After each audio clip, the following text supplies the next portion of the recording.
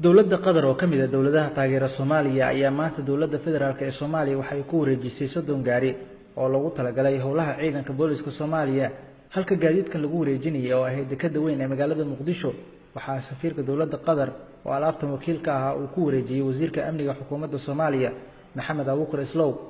wasiirka amniga Soomaaliya ayaa dowladda Qatar iyo safiirkeeda Soomaaliya uga mahadceliyay gaadiidkan ay maanta ku wareejiyeen isagoo xusay in wax badan ay ku tari doonaan ciidanka booliska Soomaaliya waxaan rabaa in hortii lagu mahadceliyo dowladda Qatar safar aan ku tagay dalka Qatar oo aan la kulmay ra'iisul wasaaraha dalka Qatar ahna wasiirka arrimaha gudaha Sheekh Abdullah bin Nasir kulna yeelna kadib wuxuu ballanqaad sameeyay in dowladda Soomaaliya uu taageeri doono taageerada Sacuudiga maanta waxa bilowday in 30 Powerland Cruiser uu noo keeno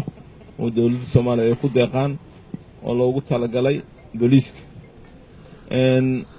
sidoo kale waxaan rabaa waxa kaloo jira qalab kale isugu jiro scan oo dadka lagu baaro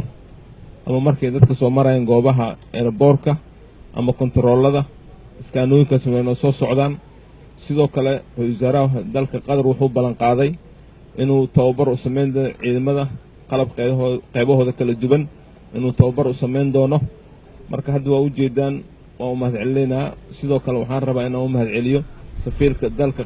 Qatar oo galabkayga taagan Hamza injineer Hamza Hassan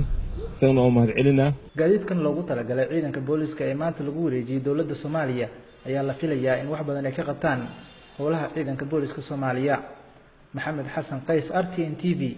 magaalada Muqdisho.